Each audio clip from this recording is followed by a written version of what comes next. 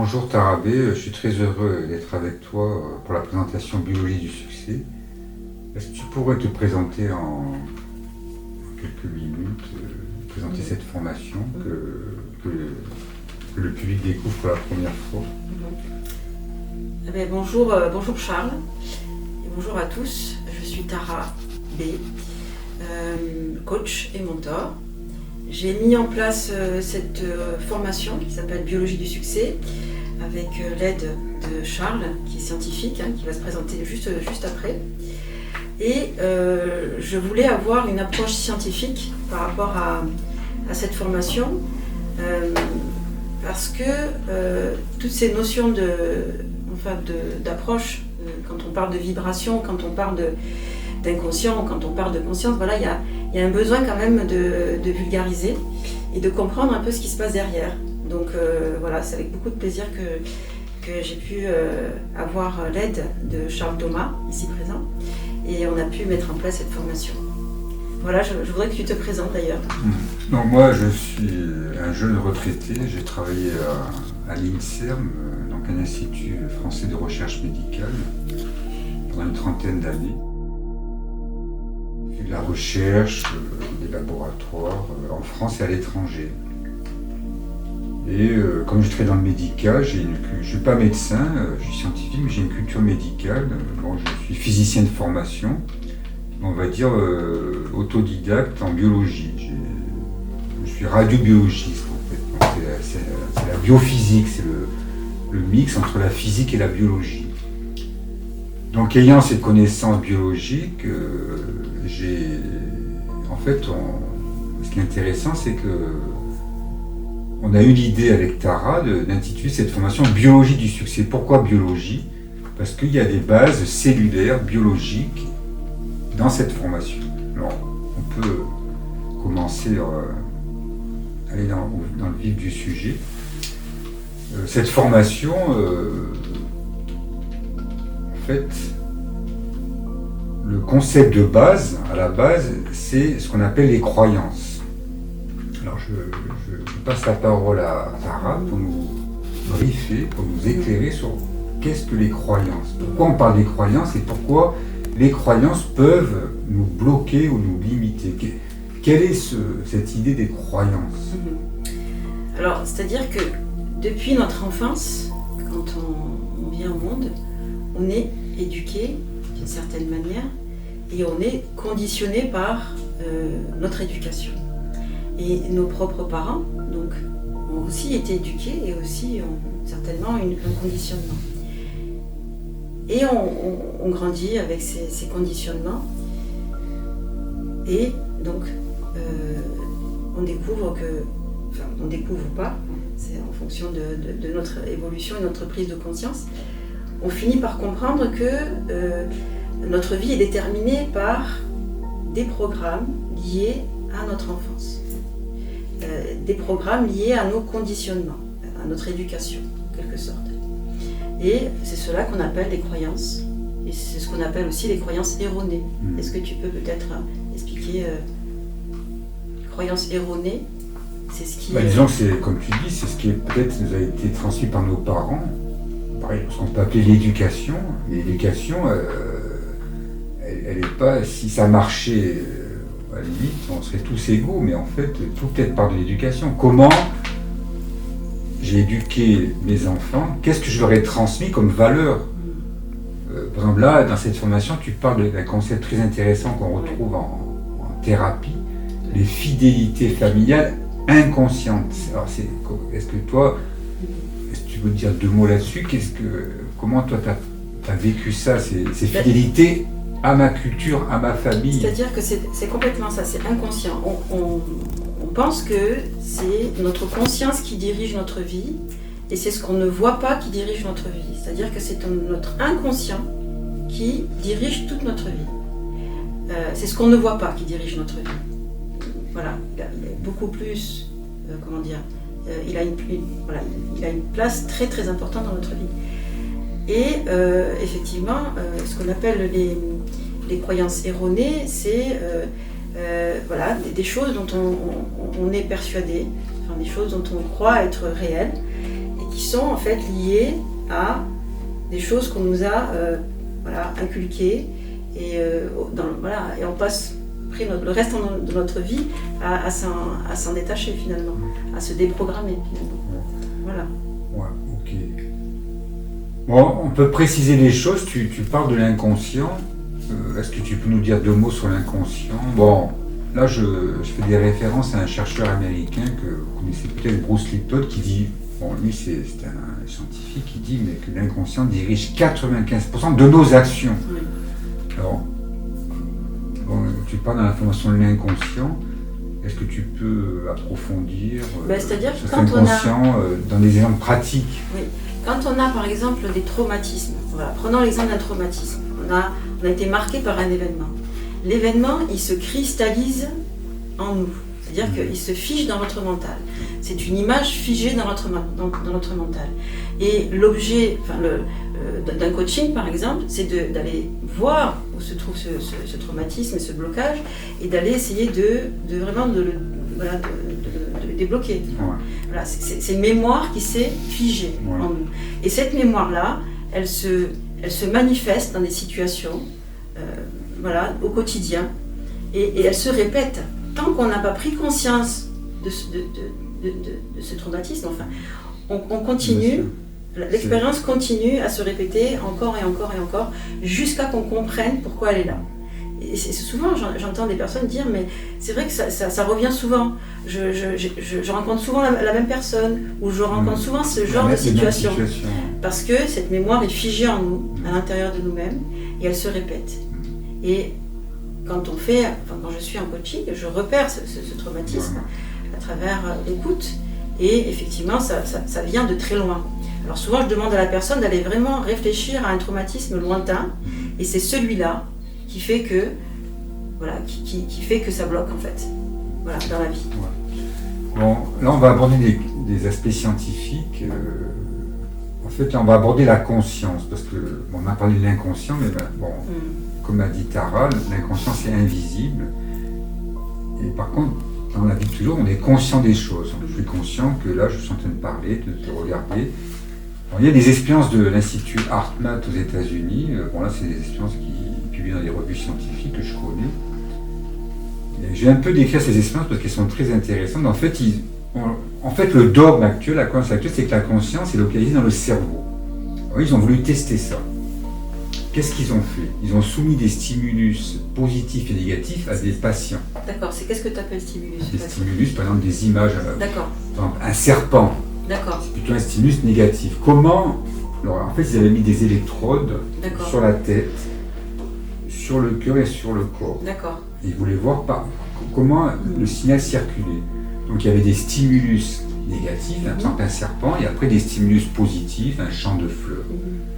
Comment la personne réagissait à ces stimulus qui étaient envoyés sur des images. Et en fait, qu'est-ce qu'ils se sont aperçus? C'est que le signal, là on est en termes de microsecondes, c'est cœur, cerveau, corps. Donc l'organe dans le corps qui réagit le premier, c'est le cœur. C'est assez surprenant. Du coup, ils se sont dit, mais alors le dogme, que c'est le cerveau qui capte en premier, il s'effondre. Cœur, cerveau, corps. Et donc, c'est intéressant parce que ce chercheur qui s'appelle Rollin McCarthy, bon, moi je suis en contact avec lui, il a émis une hypothèse qui est très intéressante, c'est que le cœur est relié à un champ d'information qu'on pourrait appeler la conscience. Cette conscience est donc à l'extérieur de nous. C'est ça qui est révolutionnaire. Elle est à l'extérieur de nous, et nous, Et pourquoi ils sont arrivés à cette conclusion? C'est qu'ils se sont aperçus que, avant même qu'ils envoient les stimulus, le cœur réagissait déjà, comme si le cœur savait déjà quel allait être le stimulus. Donc ce que tu veux dire, c'est que le cœur, il a l'information avant le mental. Non, mais avant même que l'information soit... avant qu'il y ait le stimulus. Ce que tu veux dire, c'est que le cœur est intelligent. Voilà. Moi, je dis souvent dans mes coachings que le cœur sait tout. Ouais, il sait tout. Voilà. Et l'idée, c'est de revenir au cœur. On est trop connecté, on est trop là dans le mental. L'idée, c'est de, grâce à la méditation, par exemple, c'est le cerveau. Tout à fait. Par exemple, grâce à la méditation, ça permet de réguler le mental. Et ça permet aussi d'orienter le mental à l'intérieur au niveau du cœur. Et quand on est connecté au niveau du cœur, on a toutes les informations. Donc l'idée, c'est vraiment de revenir à soi. Ouais. Donc tu parles, dans cette formation, du vide.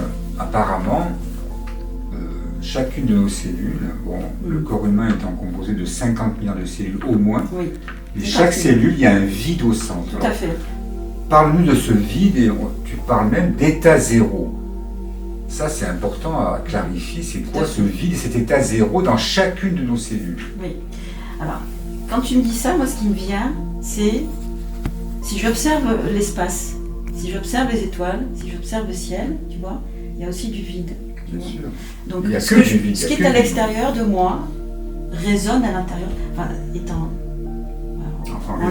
résonance avec ce qui est à l'intérieur de moi-même. Donc, quand je dis la cellule est vide, mais en fait, oui, voilà, il y a un espace en nous qui est ce qu'on appelle le vide, mais en fait qui est pas vide, en fait qui est relié à tout ce qui m'entoure. Ouais, exactement. Voilà, c'est très intéressant parce que on peut citer les travaux de Nassim Haramein, qui est un autodidacte, un chercheur californien, qui lui a étudié mathématiquement, physiquement le vide. Alors là, c'est renversant ce qu'il a trouvé. Oui. Bon là, c'est un peu de la physique, mais je vais essayer d'être simple. C'est intéressant, tu peux essayer de... Il s'est basé à l'échelle de Planck.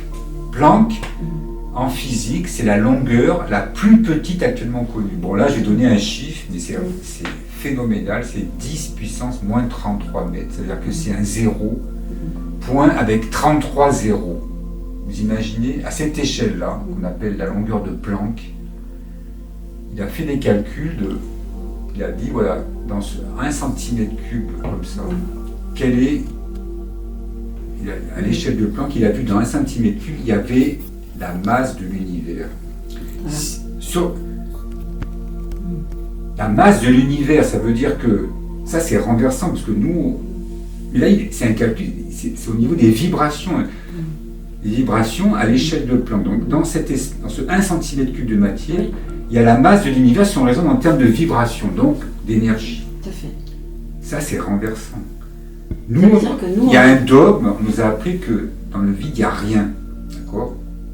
Quand vous interrogez quelqu'un dans la rue, le vide, il n'y a rien. En fait, il y a tout. C'est au contraire, il y a toute l'information. Puisqu'il y a la masse de l'univers dans... Exactement. Bon.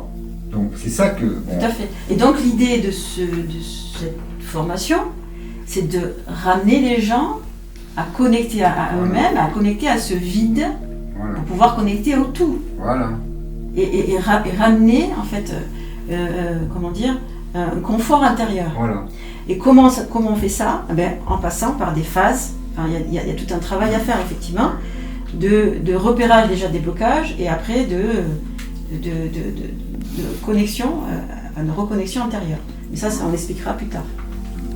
Donc là, effectivement, dans ce vide que tu suggères, on dissout les croyances erronées. Ça, c'est une chose.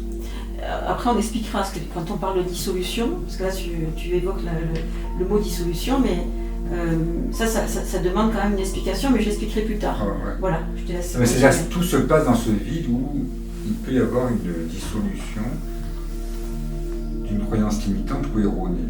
Oui. Mais là, la nature a horreur du vide. Oui. Si on ne fait pas un travail de reprogrammation, l'ancien programme va revenir à la vitesse grand V. Exactement. Et donc les gens vont sans arrêt aller voir le coach ou le thérapeute, parce que la nature, l'essence de la vie, c'est le changement. Donc ce qu'on propose dans cette formation, et ce que tu proposes en fait, c'est de la reprogrammation cellulaire. Tout à fait. Alors qu'est-ce que, selon toi, la reprogrammation cellulaire pour se transformer? Alors, comme tu as évoqué tout à l'heure, tu as précisé qu'on était fourni de 50 milliards de cellules au moins, tout à fait, qui se régénèrent en fonction de la partie du corps sur une année. Voilà. Mais ces cellules ont une mémoire, traumatique parfois, et qu'il faut aller déceler par le biais d'un coaching. Et après avoir décelé le traumatisme, on essaie de dissoudre justement ce programme par tout un processus que j'expliquerai tout à l'heure. Et donc, grâce à ce travail, on peut ensuite reprogrammer la cellule. Alors, dans la formation, on a extrait une cellule. C'est une cellule, et on parle à une cellule qui va informer toutes les autres cellules. C'est là, cette formation est unique, parce que voilà, on procède de manière assez, mécanique finalement, et scientifique, tout à fait. Donc c'est là où il y a tout une base scientifique. Absolument, tout à fait. En fait, là je vais faire un petit aparté, mais en fait en science, en biologie, on appelle ça l'épigénétique. C'est-à-dire que la croyance qui date de Darwin, l'hérédité contrôle tout. Oui. Et donc on agit sur les gènes. Et c'est le hasard qui régule les gènes. Bon, ça c'était un dogme qui a duré 200 ans.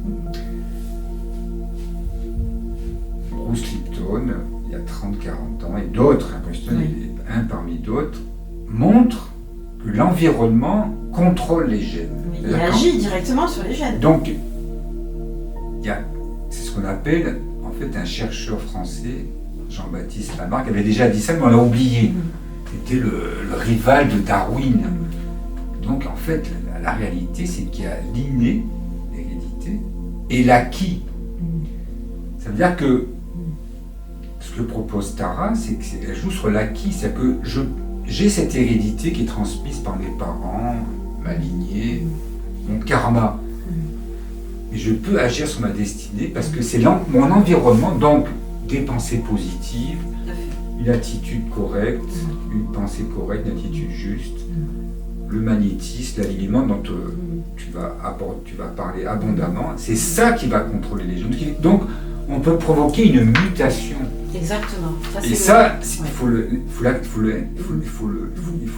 en parler dès maintenant. C'est qu'en fait, ce programme, le J du succès, va induire une mutation.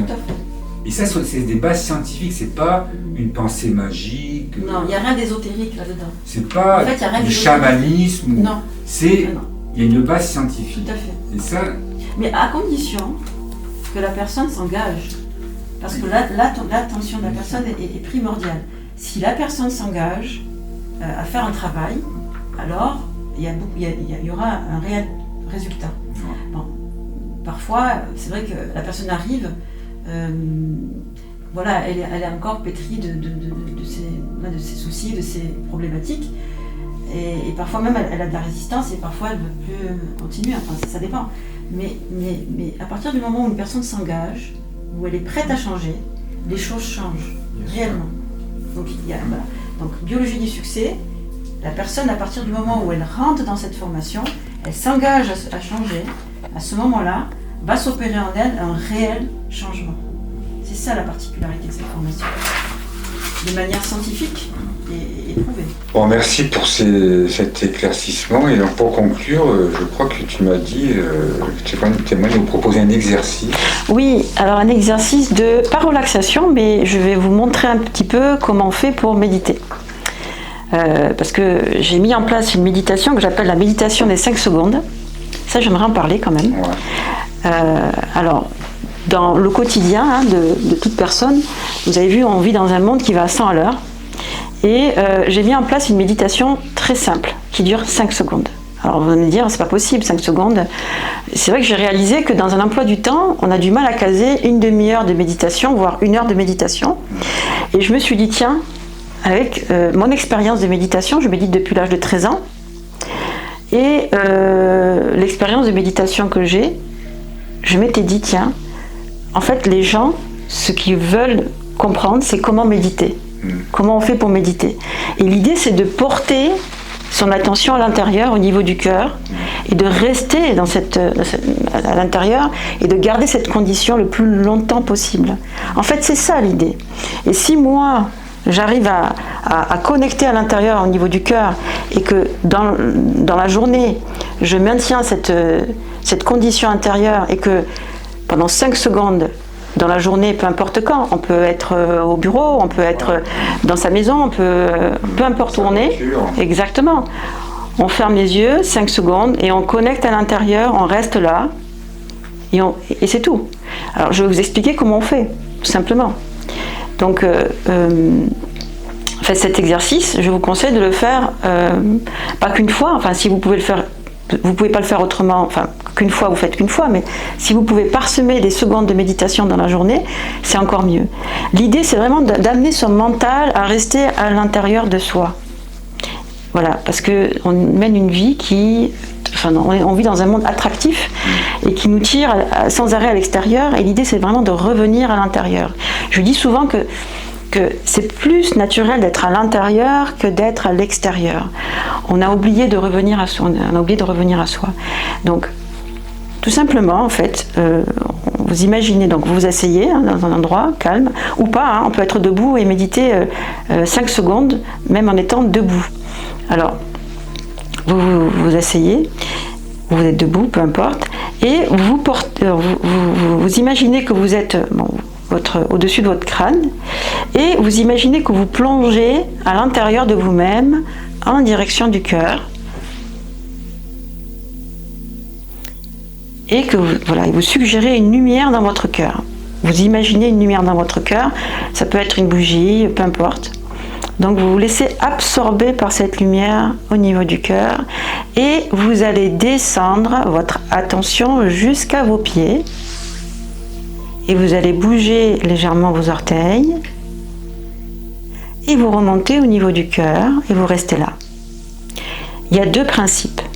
On ne résiste pas aux pensées, et on ne lutte pas contre les pensées. S'il y a une pensée qui vient, et c'est souvent les plus simples, les plus difficiles à chasser, par exemple je dois aller à la poste, je dois aller chercher mon enfant, etc. Cela, donc vous revenez au niveau de la lumière intérieure, au niveau de votre cœur, et vous restez là, quelques secondes. Voilà. Et vous pouvez redescendre à vos pieds, et remuer doucement vos orteils. Et vous revenez au niveau du cœur. Voilà. Laissez-vous vraiment absorber par cette lumière intérieure au niveau du cœur. 1, 2, 3, 4, 5. Vous pouvez ouvrir les yeux. C'était simple, mais efficace. C'est-à-dire qu'à force de faire cet exercice, vous allez habituer votre mental à rester à l'intérieur. C'est comme les sportifs. Si on veut réussir à exceller dans un sport, on pratique le sport, et c'est comme ça qu'on devient, qu'on s'améliore dans une activité sportive. C'est la même chose, c'est exactement la même chose. Plus vous allez le faire, et plus votre mental va s'habituer à rester à l'intérieur. L'avantage de faire ça, c'est que vous allez plus relativiser, vous allez développer votre intuition, vous allez mieux dormir, vous allez mettre moins être en colère, vous allez pouvoir quoi encore, votre corps va pouvoir être mieux relaxé. Enfin, il y a plein de bénéfices à faire cette méditation. Donc je vous la conseille vivement. Donc voilà. Merci Tara pour ce partage, et au rendez-vous au prochain module. Exactement. Très bientôt. Tout à fait. Écoute, merci d'avoir été présent, et je vous souhaite une très bonne journée. Je vous dis à très bientôt au prochain module. Voilà, très belle méditation à vous, et à très vite.